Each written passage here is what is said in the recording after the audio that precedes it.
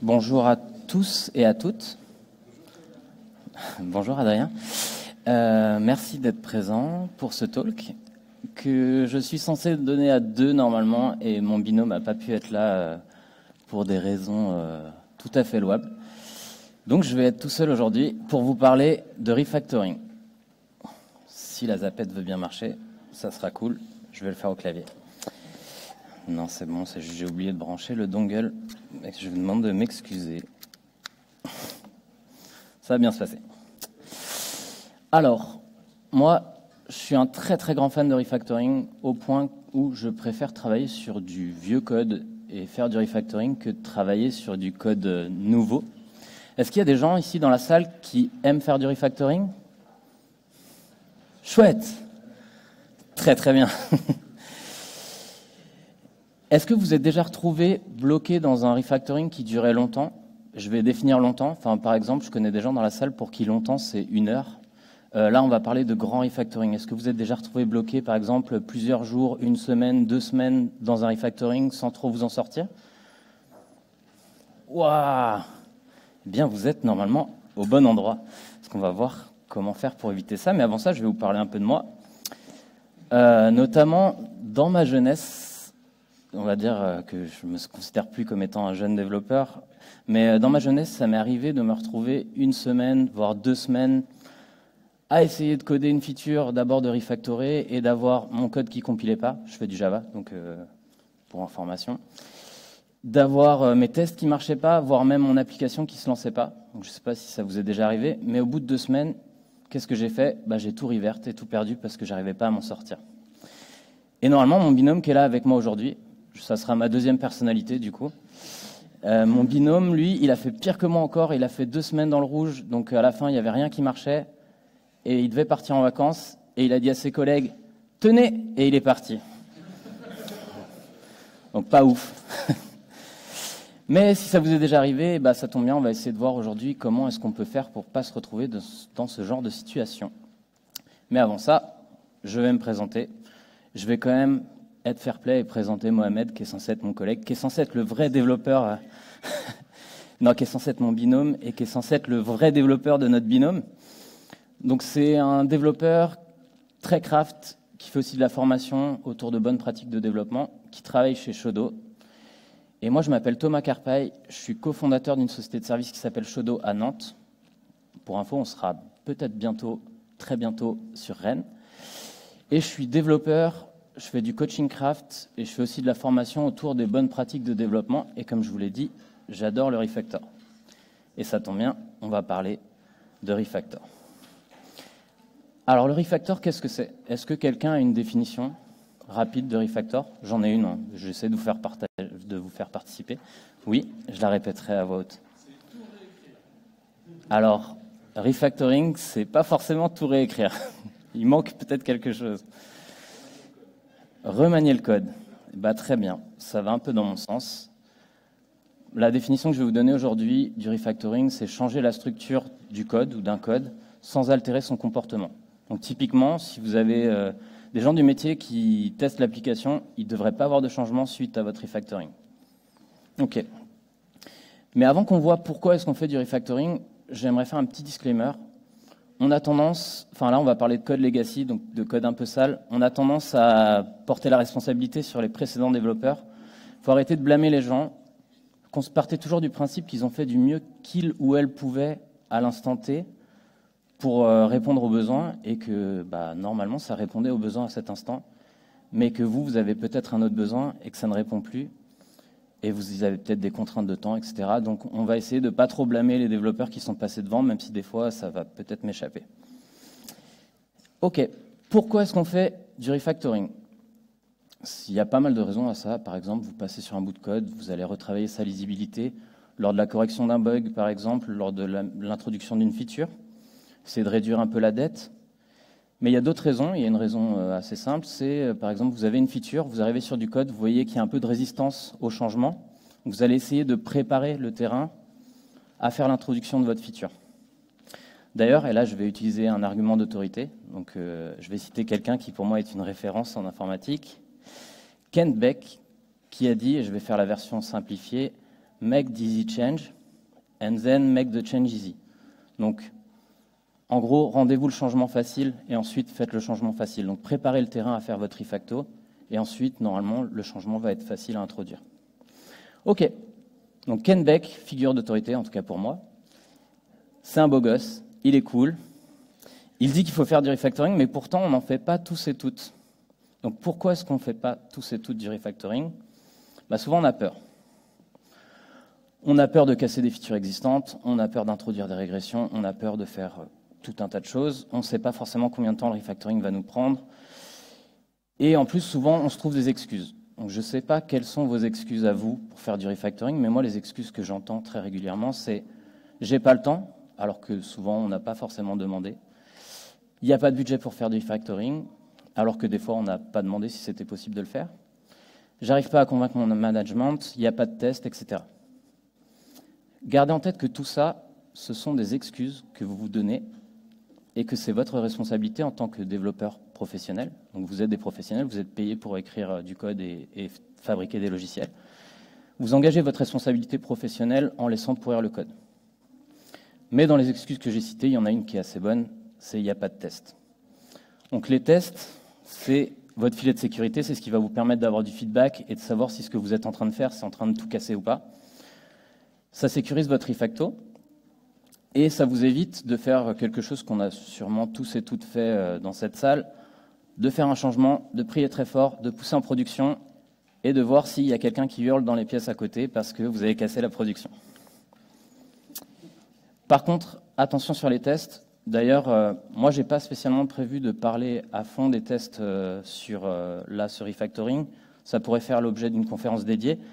Et il y a eu une conférence ce matin qui parlait des tests sur l'architecture hexagonale. Ça peut être un pointeur, en tout cas. Enfin, vous pouvez aller regarder ce qui s'est dit. Je pense qu'il y avait des choses intéressantes. Donc, le petit disclaimer, c'est qu'il faut avoir le bon niveau de test pour ne pas figer votre code, parce que si vous testez votre implémentation technique plutôt que votre comportement, vous allez avoir des difficultés à vous offrir de la liberté de faire du refactoring. Voilà. Et comme je vous l'ai dit, je vous parlerai légèrement des tests là sur le bout de code qu'on va essayer de refactorer ensemble.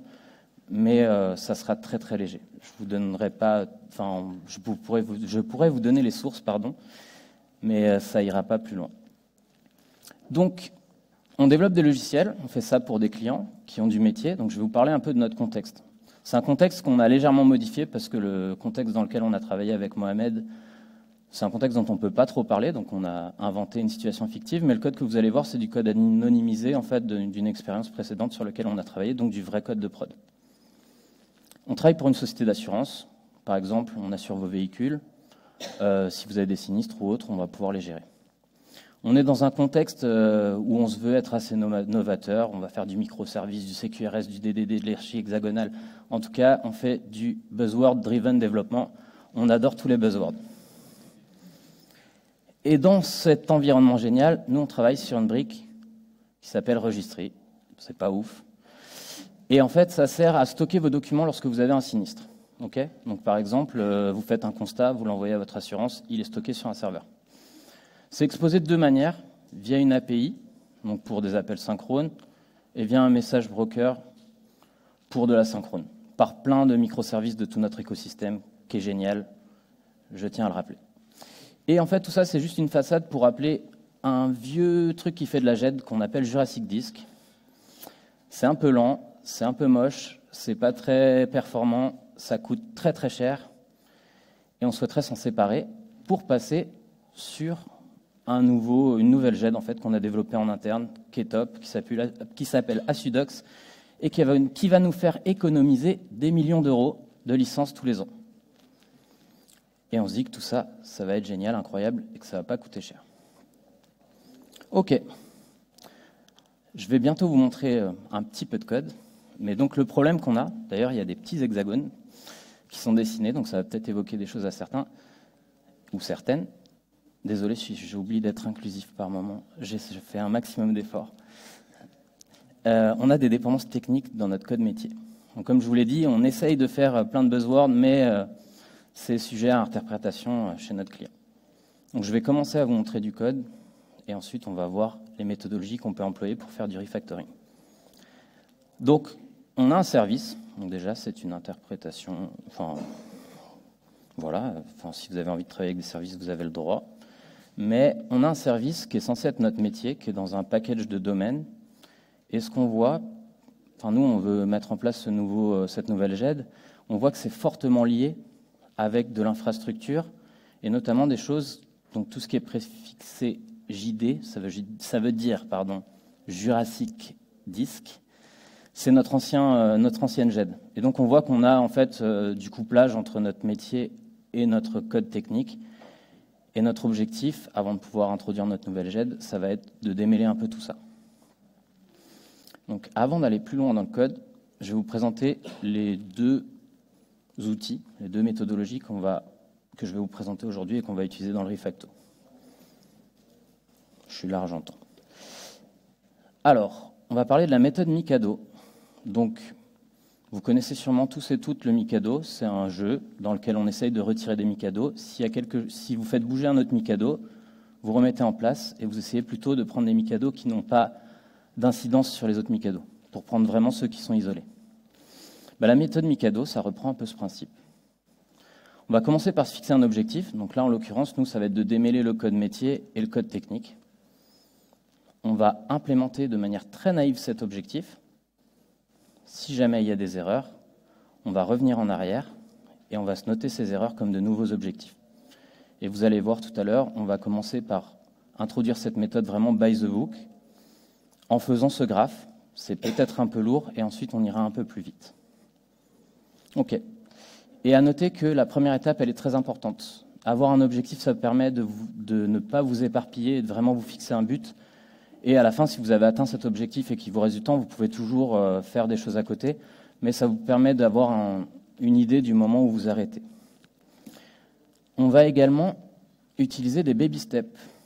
En fait, les baby steps, comme son nom l'indique, c'est qu'on va faire de toutes petites étapes. On va vraiment même forcer les petites étapes. Pourquoi ? Parce que ça nous permet de nous rediriger si besoin. Si vous faites des pas de 15 mètres dans cette direction alors que vous vouliez en fait aller par là, c'est difficile de réajuster votre direction alors qu'avec des petits pas, vous pouvez vous arrêter quand vous voulez ou même vous rediriger au bon moment. OK.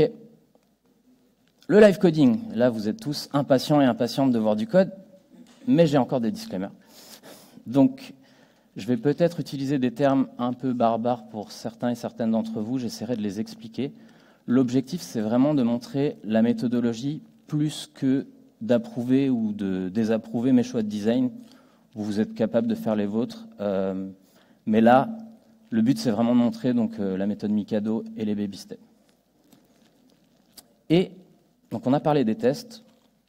Il y a des tests sur ce projet. Il y a une couverture qui est de 99%.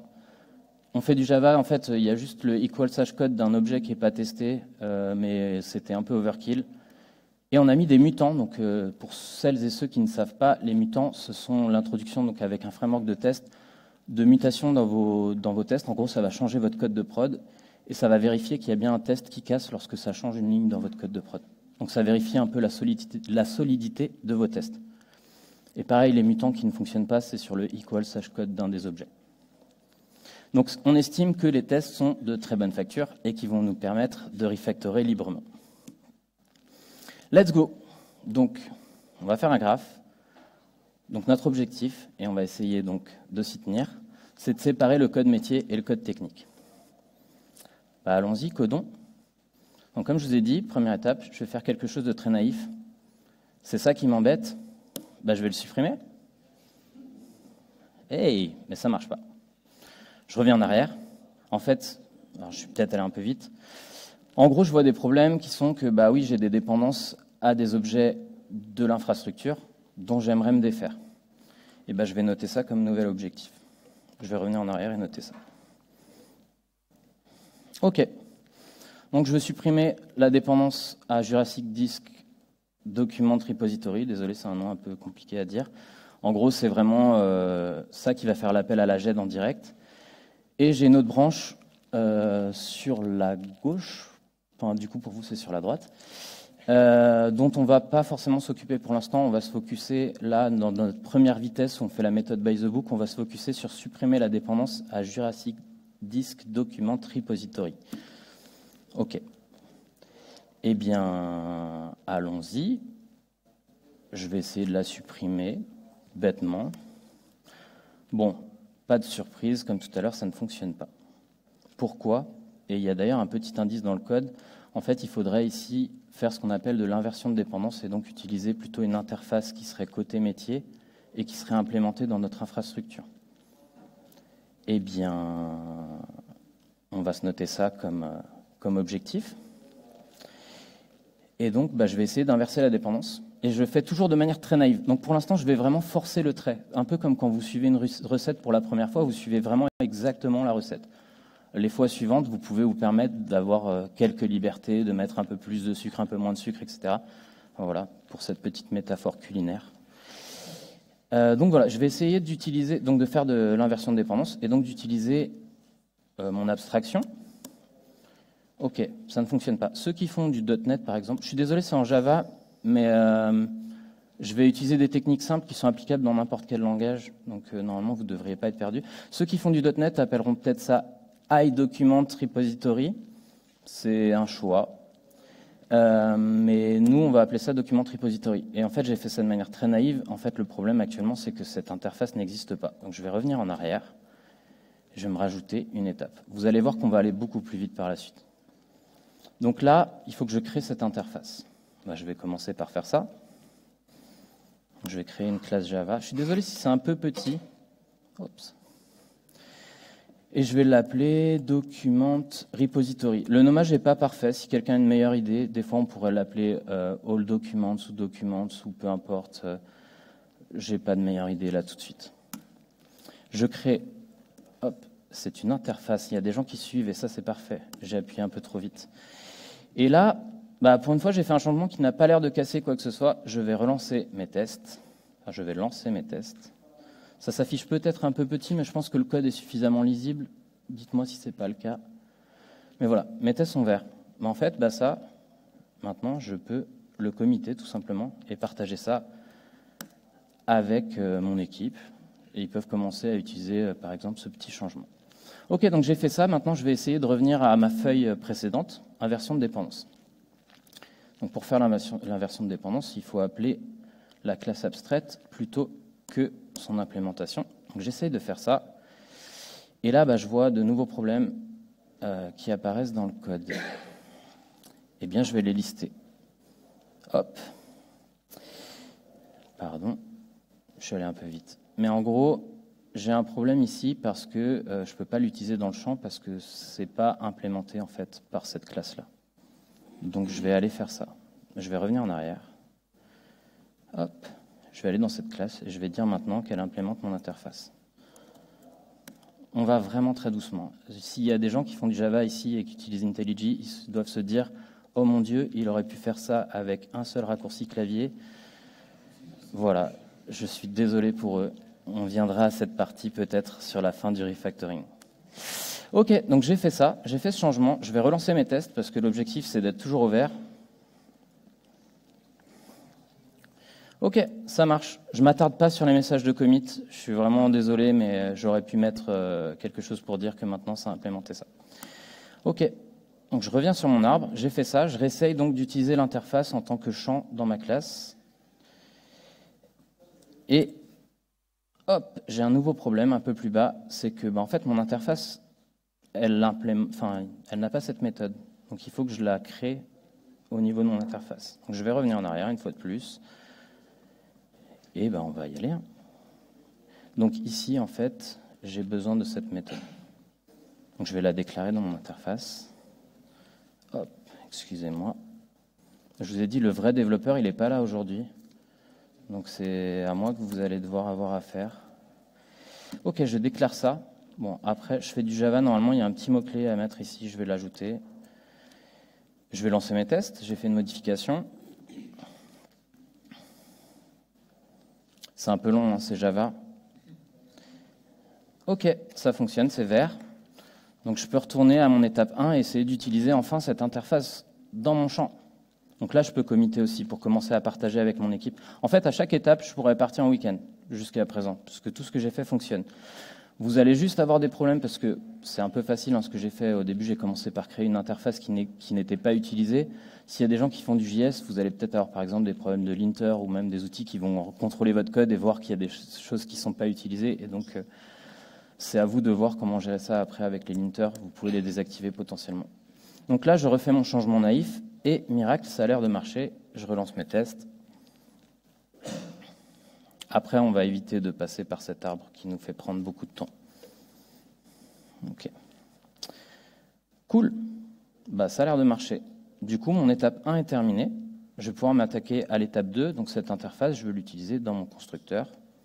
Donc là, je peux committer encore une fois de plus. Mais je vais m'attaquer à l'étape d'après. Ok. Je suis prêt à parier que ça va fonctionner, mais on va lancer les tests quand même. Ok, donc ça c'est cool. Je vais faire juste un refacto qui est safe, parce que vous avez des outils, servez-vous-en. Donc ça, normalement, ce refacto est safe. Après, j'ai des tests, je peux les lancer. On n'est pas pressé, j'ai du temps. Voilà. Ok, bah ça, je peux committer. Et j'ai donc terminé ma première partie sur l'inversion de dépendance. Et en fait, vous voyez, je peux déjà supprimer cette dépendance qui m'embêtait depuis le début. Et le to-do que mes collègues avaient pensé à mettre, parce que même s'ils n'avaient pas eu le temps de le faire, ils avaient quand même déjà au moins identifié ce problème, donc c'est déjà un bon point pour eux. Ils n'avaient peut-être juste pas eu le temps de le faire. Ok, bah donc là, on a terminé cette branche. On va s'attaquer à la branche d'à côté. On va abandonner cet arbre qui est vraiment très contraignant. En vrai, dans la vraie vie, nous, ça nous est arrivé de le faire sur des projets un peu macro où on avait des chantiers d'architecture à faire. On le faisait plutôt dans un bloc-notes en se listant la liste des tâches et la liste des dépendances que sous la forme d'un graphe. Après, il y a des outils qui vous permettent de générer le graphe visuellement si vous faites du Markdown ou du YAML, mais c'est un peu overkill, je pense. Ok, donc on a fini cette première partie. Donc là, je vais committer. Et maintenant, on va s'attaquer à une deuxième partie, qui d'ailleurs avait également été identifiée par mes collègues. Donc en fait, il faudrait sortir cette dépendance. Pourquoi? Parce que dans le service, en fait, il y a un bloc de code. Ce qu'il fait, c'est publier un événement, et c'est pas très métier, en fait. C'est vraiment quelque chose qui est fait, en fait, je ne vais pas vous expliquer exactement, mais en gros, quand l'appel est synchrone, il y a un message qui est envoyé sur un bus pour notifier une autre appli, mais c'est pas en termes de métier d'upload, parce que là on est vraiment sur l'upload de documents, ça n'a pas de raison d'être ici. Donc on va essayer en fait de déplacer ce bout de code. Donc un peu comme tout à l'heure, je vais tenter un truc très naïf, mais avant de faire ça, parce que cette méthode, elle est utilisée à plusieurs endroits, potentiellement, des fois vous allez vouloir retravailler des méthodes qui sont appelées à 50, 100, 200 endroits. On va faire un petit trick, c'est qu'on va la dupliquer. Comme ça, on va travailler localement à un seul endroit. Hop.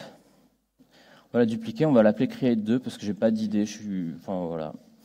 J'ai pas du tout d'idée sur comment la nommer pour l'instant, mais peut-être que ça nous viendra un peu après. Et je vais prendre un des endroits où cette méthode-là est appelée. Donc là, je peux relancer mes tests, hein, j'ai juste dupliqué une méthode. En vrai, il n'y a pas de raison que ça ne fonctionne pas. Mais bon, je ne crois que ce que je vois. Ok, c'est bon. Donc je vais prendre un des appels de ma méthode create, ici par exemple, et je vais appeler la méthode create2. Bon, il n'y a pas de surprise, mais je vais relancer les tests. Normalement, vous avez dupliqué une méthode, que vous appeliez l'une ou l'autre, il n'y a pas de raison que ça casse quoi que ce soit, mais on ne sait jamais. Ok, ça a l'air de fonctionner. Je ne sais pas si ça s'est vraiment lancé, on va relancer, c'est pas grave. Ok, cool. Et bah du coup, maintenant qu'on a commencé sur ce chemin-là, on va commencer à modifier cette méthode create2. Et je vais faire un truc très naïf, c'est que ce bout de code-là, que j'aurais envie de remonter plutôt au niveau de mon contrôleur, parce que c'est plutôt du code technique, eh bien, je vais directement aller le coller ici et voir si par hasard ça fonctionne. Bah non. Pourquoi? Parce qu'on a plusieurs problèmes. Alors déjà, il y a un truc qu'on voit, c'est que ici, c'est la commande, donc c'est le truc qui est passé à notre service. Donc, je vous ai dit, après, les choix de design qui ont été faits par mes prédécesseurs sont discutables, mais ce n'est pas dans notre objectif pour l'instant de corriger ça, mais on pourrait corriger les nommages, faire d'autres choses. Mais en fait, la commande qui est là, en fait, c'est la commande qui est ici. Donc en vrai, il faudrait juste que je la renomme pour que ça fonctionne. Et la plupart des infos qui sont ici, donc l'ID qui est là, c'est le document ID. Le nom du fichier qu'on upload, bah, c'est quelque chose qui est passé en entrée de la par la commande. Pareil, le code du sinistre, donc le code de votre accident par exemple, c'est quelque chose qu'on a en entrée. Tout ça, c'est des choses qu'on a en entrée, sauf l'ID qui est ici. Et on a un autre problème qui est que on a l'event publisher, il faut qu'on rajoute cette dépendance ici. Donc je vais revenir en arrière, une fois de plus.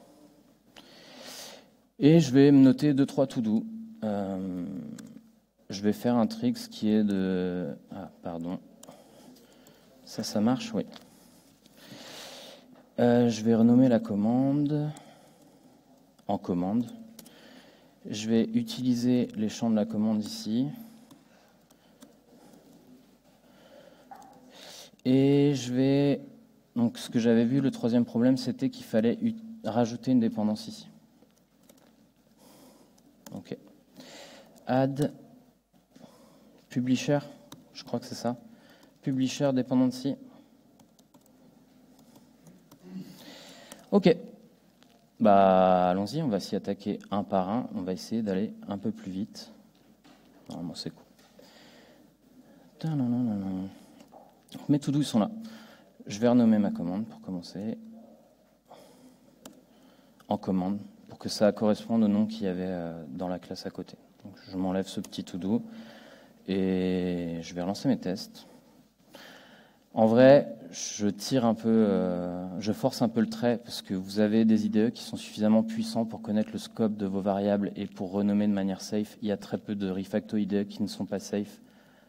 Je ne parle pas de la méthodologie pseudo-agile, c'est vraiment genre les refactos que vous utilisez dans votre IDE. Il y a 99% de chances que ce qu'ils font ne casse pas votre code. Et ça, on le verra dans la troisième partie, qu'il y a des refactos très puissants pour notamment les développeurs et les développeuses Java. OK, donc j'ai fait ce renommage, les tests sont toujours verts. Maintenant, je vais recommencer, je vais couper, je vais mettre ça là. Déjà, j'ai moins de problèmes. J'ai toujours mon problème de dépendance et j'ai le problème de ces variables-là, qui sont des problèmes que j'avais identifiés. Je vais revenir en arrière. Je vais revenir ici. Voilà. Mais maintenant que j'y pense, il y a peut-être un truc, je suis peut-être en train de faire des tests qui sont peut-être pas très pertinents. Qu'est-ce qui se passe si j'enlève carrément ce bout de code-là? Est-ce que vraiment c'est testé? Depuis tout à l'heure, on a des codes qui sont du code vert. OK, bon, ça c'est cool. Il y a un test qui plante et qui dit qu'on doit publier un événement lorsqu'un document est uploadé dans la classe du contrôleur. Donc en vrai, ce qu'on fait, ça a l'air d'être à peu près cohérent. Je reviens en arrière. S'il veut bien. OK. Je relance mes tests parce que j'aime le vert. Hop. OK, c'est cool. Et donc, ce qu'on a dit, c'est que l'ID, c'était potentiellement ça, tout simplement. C'est l'ID qui est fourni en sortie, en fait. Lorsque vous uploadez en gros, la GED vous fournit un document ID. Et donc là, en fait, on veut le réutiliser lors de la notification.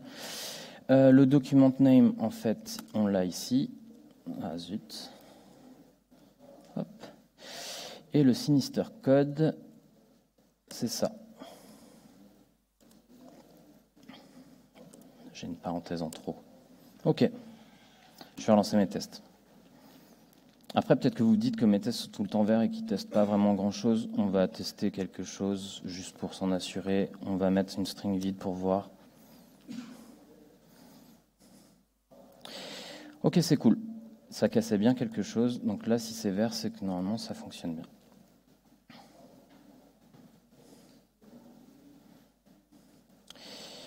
Et là, ici, je vais changer ça parce que je pense que ça n'a pas lieu d'être. C'est pas très important. Et ça aussi, parce qu'en fait, comme on utilisait le JDD ID ici, on le setait juste pour l'utiliser. Maintenant, ça n'a, je pense, plus d'importance. Mais je vais m'en assurer puisque j'ai des super tests. OK, cool. Je vais refaire une fois de plus ma manip de début. C'est toujours mon objectif là sur lequel je suis. Si je reprends ma branche, c'est supprimer la dépendance. Ça marche toujours pas parce que j'ai pas fait le dernier to-do. Donc je vais revenir en arrière et je vais m'attaquer au dernier to-do. Je vais utiliser une méthode qui est assez simple en fait. C'est que je vais créer... Enfin là, ici, on va commencer déjà par rajouter la dépendance. Donc je vais le faire ici. Et je vais créer un nouveau constructeur qui prendra ce champ et qui l'instanciera. Et je vais essayer de remplacer progressivement les anciens constructeurs jusqu'à les supprimer lorsqu'ils ne seront plus utilisés. Je pourrais me le faire avec des to-do, mais c'est peut-être un peu overkill. Donc c'est Event Publisher. OK. Et je vais commencer à utiliser des raccourcis de refactoring d'IntelliJ. Déjà, pour commencer à aller un peu plus vite. Donc j'ai créé juste un nouveau contrôleur qui prend ce champ en plus et qui le set en entrée. Et donc je vais, là, si vous avez par exemple 200 contrôleurs à remplacer, vous pouvez les remplacer un par un. Il y a un raccourci qui vous permet de faire ça directement dans IntelliJ. Quel outil magique. Hop. Et donc là, pour l'instant, en fait, donc c'est un sous-ensemble de code. Normalement, il y avait beaucoup d'endroits qui appelaient tout ça. Là, on n'en a qu'un seul à remplacer. Donc j'ai appelé mon nouveau constructeur. Je vais retourner ici. Je vais, regardez, ce constructeur n'est plus utilisé. Donc je peux le supprimer. Je relance mes tests et on va voir ce qui se passe. En vrai, ça va fonctionner puisque ce champ n'est toujours pas utilisé. Mais j'ai préparé le terrain à ce petit refacto. OK. Et bien maintenant, je vais tenter ma dernière étape. Eh, ça a l'air de marcher. Quel acharnement. C'est cool. Du coup, mes tests fonctionnent. Alors maintenant, il me reste deux choses à faire. Déjà, je vois qu'il y a un truc que j'aime pas trop. Il y a le should notify qui est à true ici. Je suppose que ça, en fait, c'est true. Mais j'ai des tests. En fait, les tests, ça vous permet quand même d'éviter toute une part de réflexion aussi. Parce que là, je suis pas exactement sûr de ce que je fais. Mais en gros, ce que je fais, ça valide. Et là, en fait, mon éditeur, va me dire que, en fait, if true, je suis pas obligé de le mettre dans un if. Et donc, je peux supprimer ça. Alors, je peux supprimer ça qui était l'équivalent de mon to-do. Ça aussi, parce que je l'ai fait. Ça, je vais le passer en final parce que je suis un peu psychorigide en Java. OK, ça c'est cool. Et donc, notre objectif, comme je le rappelle, c'était de supprimer la dépendance à l'Event Publisher dans notre métier, parce que là, on est dans l'infrastructure, en fait. On est sur un contrôleur, on fait des web API, donc on est dans la partie vraiment technique. Et là, dans le service, qu'est-ce que je vois? Je vois que c'est toujours utilisé, parce que c'est utilisé dans ma première méthode create, ici. OK. Déjà, je vais commencer par renommer ça, parce que ça me stresse un peu depuis tout à l'heure. En fait, ce que ça fait, tout simplement, c'est de l'upload. Ça me semble être un terme un peu plus métier que ce qu'on a pu voir jusqu'à présent. Et maintenant, je vais regarder où est appelée cette méthode. Bon, là, il y a un peu de magie, je vous l'avoue. On voit que le should notify, il est à false, donc je vais tenter quelque chose. Je vais utiliser mon upload, puisque, en fait, dans ce cas-là, je pense qu'on n'est pas obligé de faire la notification. Ça, je ne sais pas pourquoi je fais ça. Mais en vrai, à terme, vous pourriez supprimer aussi ça. Mais ce n'est pas dans notre objectif, donc on va se concentrer sur notre objectif, parce qu'on n'a pas non plus 2 heures devant nous. Et je vais relancer mes tests.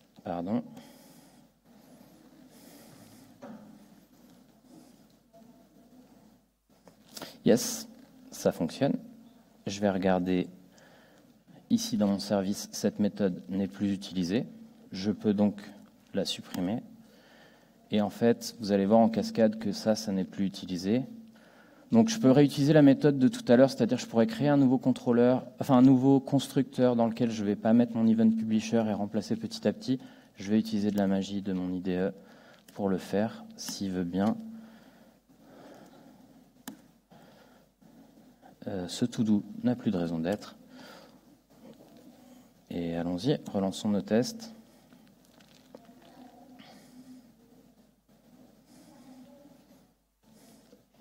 Ça marche. OK, donc ça c'est cool. Donc je supprime les imports. Et donc en fait j'ai atteint mon dernier objectif. Donc maintenant on va passer à la vitesse supérieure parce que peut-être que certains et certaines d'entre vous qui utiliseraient des outils des IDE un peu puissants comme IntelliJ se disent il est bien gentil, il est allé très doucement, mais en fait tout ce qu'il a fait, il aurait pu le faire en 3 minutes s'il utilisait les bons raccourcis. Et donc on va essayer de voir, là vu qu'il nous reste un peu de temps, comment est-ce qu'on peut faire pour aller un peu plus rapidement. Donc notre objectif initial, c'était donc de supprimer toutes ces dépendances, et on voit qu'il y en a toujours une. Il y a un objet qui est très lié en fait à notre provider historique, qui est ici. Et en fait, on voit que là, ici, tout ce qu'on fait, en fait, c'est remplir des informations techniques qui sont très liées à notre provider, qui n'ont pas du tout de lien avec le métier. Et donc, ce qu'on va faire, c'est qu'on va essayer de déplacer ça, en fait, dans l'upload, parce que c'est plutôt du mapping vers votre provider externe. Ce n'est pas du tout du métier, donc c'est plutôt quelque chose qui devrait être dans l'implémentation Jurassic Disk Document Repository. D'ailleurs, ça, je vais le renommer et je vais relancer mes tests. OK. Et là, je peux committer. OK. Donc là, je vais utiliser un peu de magie. Je vais extraire une méthode que je vais déplacer directement là, ici, à l'intérieur de mon repo, et je vais la déplacer ensuite juste dans l'implémentation Jurassic Disk Repository. Donc ça, c'est mon upload en vrai. C'est mon vrai upload. Hop. Et, je suis désolé, c'est petit. Voilà. Et juste...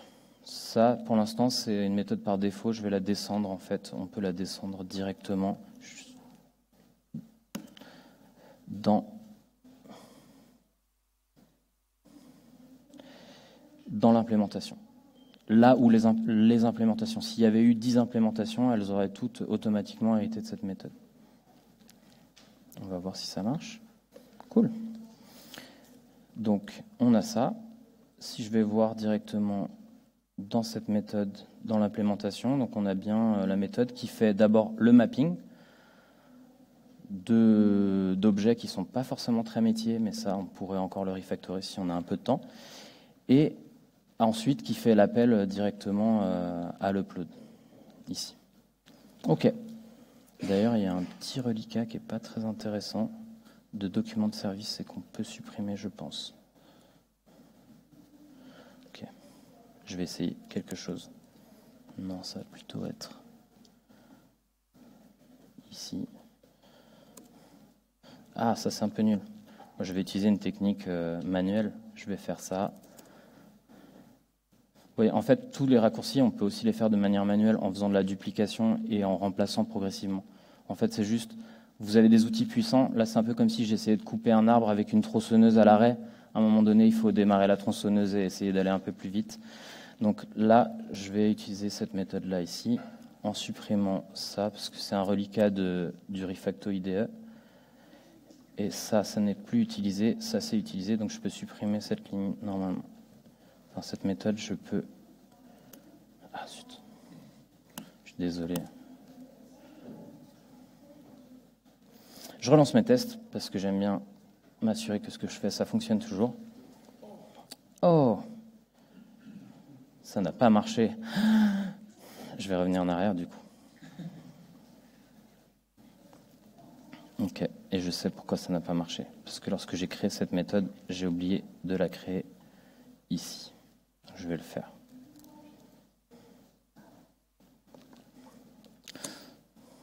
Ok, je relance mes tests.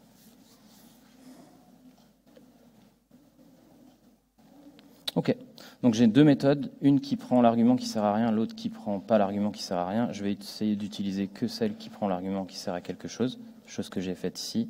Donc l'autre méthode normalement ne sert plus à rien. Je vais pouvoir la supprimer. Désolé pour cet effet démo. Et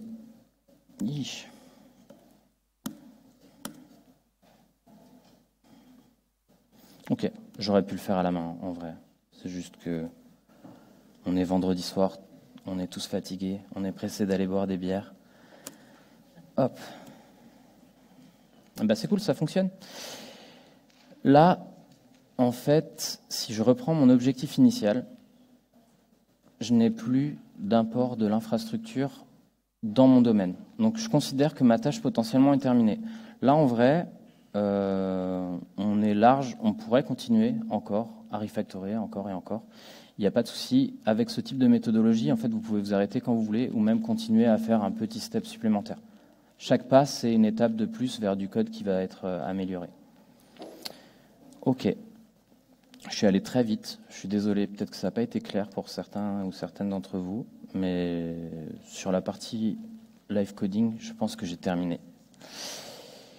Du coup, pour conclure, même s'il nous reste beaucoup de temps, Je vais avoir 3 choses à vous demander de retenir de ce talk.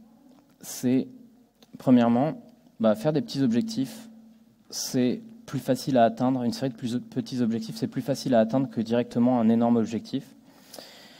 Faire des petits pas, ça vous offre la possibilité donc de changer de direction ou même de vous arrêter quand vous voulez et de ne pas donner un code qui ne compile pas pendant 2 semaines, 3 semaines à vos collègues. Ça vous permet de vous rassurer aussi sur ce que vous êtes en train de faire et d'avoir du feedback.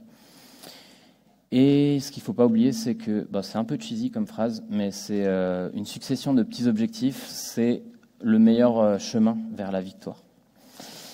Et donc, pour nous, en tout cas, moi, je sais que mon binôme qui n'est pas là aujourd'hui et d'autres personnes qui sont dans la salle avec qui j'ai pu travailler, on a observé 2 manières de fonctionner. Il y a cette manière-là, où vous laissez driver un peu par le rouge, du rouge partout, et vous essayez de corriger petit à petit, et potentiellement, lorsque vous corrigez quelque chose qui est rouge, ça casse quelque chose d'autre, et ainsi de suite, et avec un effet grappe qui va faire diminuer votre confiance dans ce que vous êtes en train de faire petit à petit, jusqu'à ce que potentiellement vous arriviez à cette petite batterie vide et que vous fassiez comme moi, reverter tout. Ou il y a cette méthode de travailler où vous faites des petits steps, vous pouvez vous arrêter quand vous voulez. Chaque étape, c'est une amélioration du code. Vous pouvez reprendre quand vous voulez. Vous pouvez partager votre code quand vous voulez avec vos collègues. Par exemple, lorsque vous dupliquez vos méthodes, vous en dépréciez une et vous dites que c'est la nouvelle qu'il faut utiliser. Et ça vous permet donc d'introduire des changements petit à petit. Et ça vous permet aussi donc de ne plus avoir peur en fait, dans le fait de faire du refactoring. Et le dernier point, c'est que c'est souvent un problème qui est remonté sur comment est-ce qu'on peut trouver du temps pour faire du refactoring. Comment est-ce qu'on convainc les différentes parties prenantes de faire du refactoring, parce que ce n'est pas toujours évident. Je sais qu'il y a des sociétés qui permettent d'avoir des sprints entiers à certaines périodes de l'année pour faire du refactoring et vraiment réaméliorer le code. Ça, vous ne trouverez pas ça partout en vrai. Même avoir une journée, même avoir un PO ou un PM qui va vous permettre d'avoir des tâches techniques de réduction de code, ce n'est pas toujours évident. Mais avec ce type de méthodologie, si vous avez, par exemple, je sais pas, il est 16h30, vous avez fini votre story, vous voyez que vous n'avez pas forcément le temps d'en commencer une nouvelle, prenez 30 minutes, prenez 1 heure pour commencer à améliorer le code en faisant des petits changements. Et vous verrez que les petites étapes, elles vont vous permettre donc de le faire de manière, de le faire tout en confiance et donc d'améliorer petit à petit le code. Voilà. En tout cas, merci à tous et à toutes de m'avoir écouté et de m'avoir regardé. Est-ce qu'il y a des questions ?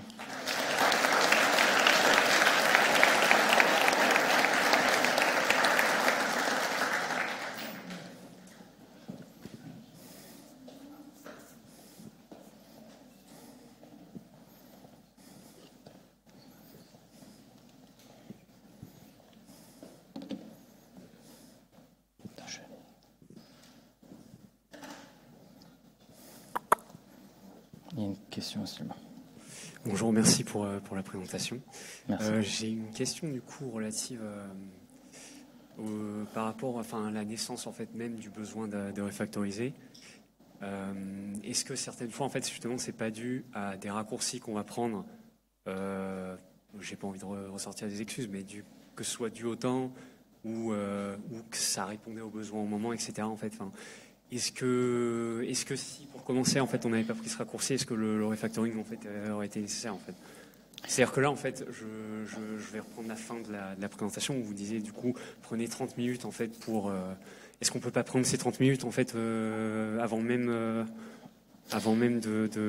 justement de créer ce besoin de refacto en fait et En fait, il y a cette notion de dette et du fait qu'on n'ait pas forcément pris le temps, mais il y a aussi le fait que potentiellement tu peux surdesigner ton appli en faisant quelque chose dont tu n'as pas besoin si tu prends trop de temps au début. En fait, ce que j'explique et ce que j'essaie de dire peut-être à un moment, c'est que les gens, le code qu'ils ont produit à l'instant T, il répondait aux besoins. Donc peut-être qu'il n'était pas parfait, peut-être qu'il y a de la dette qui est liée à des raccourcis qu'ils ont pris, mais il y a aussi le fait que peut-être que ce design-là, il correspondait complètement au début aux besoins. Je prends un exemple, on a beaucoup eu de talks sur l'architecture hexagonale. Si votre appli c'était un CRUD au début, il y a des gens qui vont se dire quel est l'intérêt de faire de l'archi hexagonale dès le début, parce que ça va peut-être rester un CRUD. Spoiler, souvent votre appli ne reste pas un CRUD. Mais à l'instant T, peut-être qu'avec le budget que vous aviez, avec les moyens que vous aviez, c'était le bon choix de design pour livrer quelque chose rapidement. Il y a des startups qui, des fois, font volontairement des raccourcis pour être présents en prod, livrer de la valeur rapidement. Après, il faut accepter de payer le coût du refactoring, par contre, pour avoir de l'évolution. Ça répond à ta question? Il y avait une autre question par là-bas.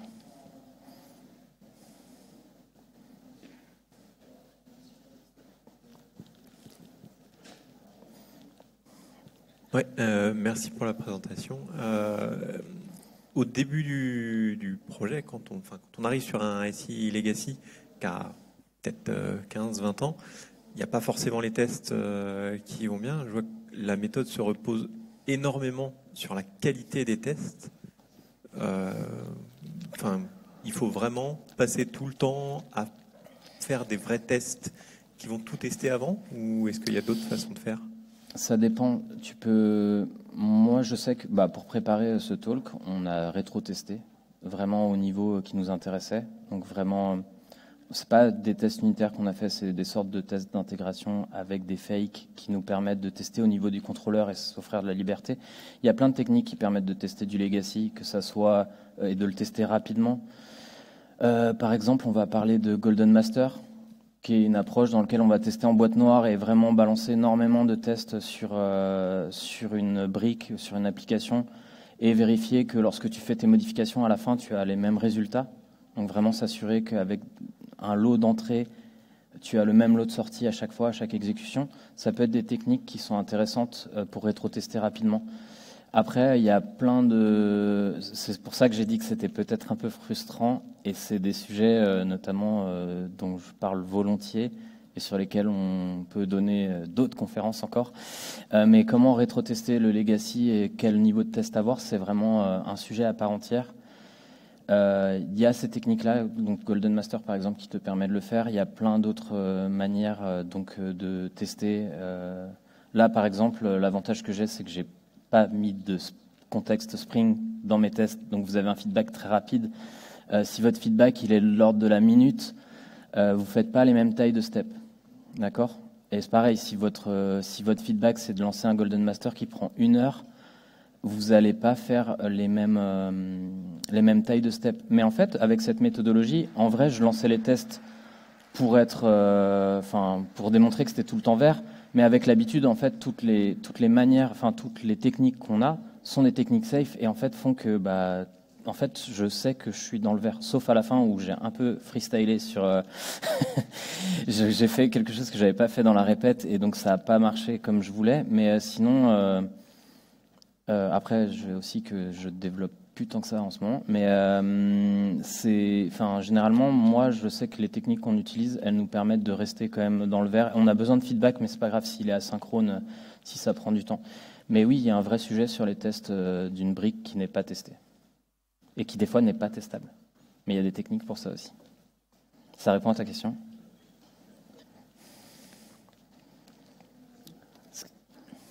Bonjour, merci pour la présentation.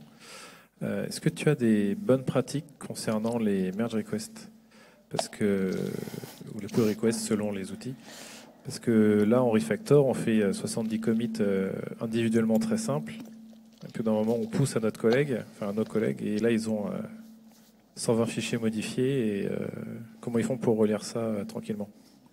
Alors, j'ai 2 réponses. Je vais t'en faire une. La première qui me vient à l'esprit, c'est je n'aime pas faire de revue de code, je préfère travailler en équipe, ce qui me permet d'éviter d'en faire. Mais c'est un sujet que vous ne pouvez pas forcément avoir chez vous. Mais par exemple, faites du mob, vous ne ferez plus de pull request. Ça sera ma première réponse. La réponse plus consensuelle sur les revues de code, il y a des techniques dans le sens où là, déjà, attendez pas 3 semaines avant de merger votre code. Par exemple, là, tous les jours, ce code est mergeable. Vous pouvez squasher vos commits, en tout cas les regrouper s'ils sont trop petits. Après, là, je les ai pas vraiment nommés, mais ils peuvent tous avoir du sens individuellement et se comprendre. Vous pouvez faire du trunk base et chacun des commits qui sont là, si le niveau de test est suffisant, peut être mergé à chaque fois.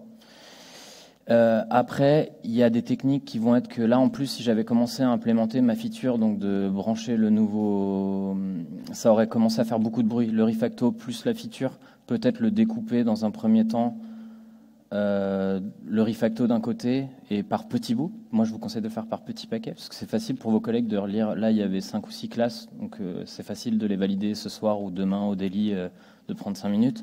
Par contre, si vous attendez 3 semaines, effectivement, moi, je relis pas 500 classes. Je suis pas capable. J'ai pas la capacité de le faire et je vais juste valider et faire confiance au test. Donc, ça n'a pas d'intérêt. C'est vraiment découper. C'est comme les baby steps, on en parle pour faire des petites étapes. Faites des baby pull requests. Voilà. Ce sera mon conseil. Ça répond à ta question ou pas? Oui. Ok. Je suis désolé si c'était pas la réponse que tu attendais.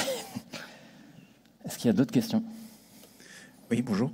Par rapport aux baby steps, est-ce que vous avez utilisé en parallèle des outillages liés au process de type TCR, donc test commit revert, qui, j'ai l'impression que ça s'appliquerait plutôt, enfin, ça serait plutôt adapté puisque dès qu'on voit des nouveaux problèmes, on revert nos modifs. Alors, c'est une bonne question. J'en ai parlé récemment avec un de mes binômes préférés qui est présent ici dans la salle, dans un podcast. On a fait du TCR en prod, c'est-à-dire qu'on faisait du pair en switchant toutes les 2 minutes avec des baby steps et on n'était pas moins productif qu'avant et le code était reverté si c'était pas tout le temps vert. Alors c'était rigolo, mais c'est plus pour moi de l'ordre de l'exercice que de l'ordre de le faire en prod. Parce qu'en fait, c'est un peu comme... il y a pas mal d'outils ou de choses qui sont un peu contraignantes, mais si vous avez les bonnes pratiques, en fait, ça va pas vous aider plus que ça. Nous, ça nous aidait pas parce qu'on a vraiment cette habitude et cette volonté de faire des petits steps, de se passer le clavier rapidement lorsqu'on fait du pair ou du mob et de le passer dans des états stables. Donc, on le fait naturellement. Et TCR, ça a plus été un moment rigolo à tester, mais ça reste de l'ordre pour moi, en tout cas, personnellement. Il y a des gens qui en font en prod, mais moi, c'est plus rigolo en exercice ou en kata pour travailler des choses. Après, sur votre code de prod, est-ce que vous êtes payé pour faire des exercices et pas toujours. Donc en fait, TCR, c'est quand même très contraignant, mais en vrai, on l'a fait et on a réussi à travailler avec, mais on a abandonné parce que ça nous apportait pas grand-chose. Voilà. Enfin, Adrien n'a pas l'air d'accord. En tout cas, on a abandonné rapidement TCR. D'accord, merci. On l'a testé, mais ça peut être une manière de vous forcer à faire des baby steps. Donc TCR, c'est un mécanisme qui va faire que ça va lancer vos tests. Si c'est OK, ça va committer, sinon ça va reverter. D'accord? Oui. J'ai une question. Non, pas toi. Tu as dit que le truc qui était pratique, c'était que comme tu peux avancer par tout petits pas, Oui. et en très peu de temps, si jamais tu as un moment de creux, de pause, tu peux te sélectionner un refactoring. Est-ce que ça veut dire que tu mets en place des Jira de refactor dans lesquels tu listes tous les refactors qu'il y a et que tu priorises avec des refactor planning toutes les 2 semaines?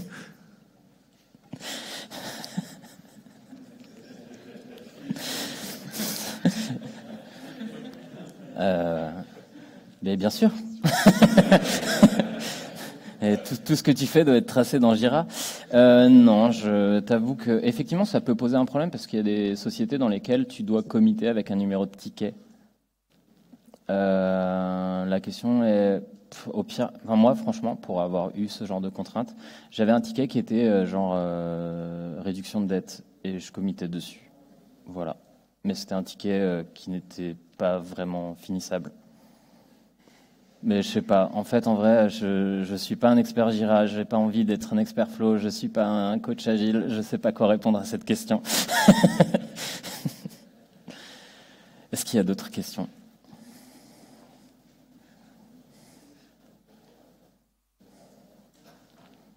Non? Eh bien, merci à tous et à toutes.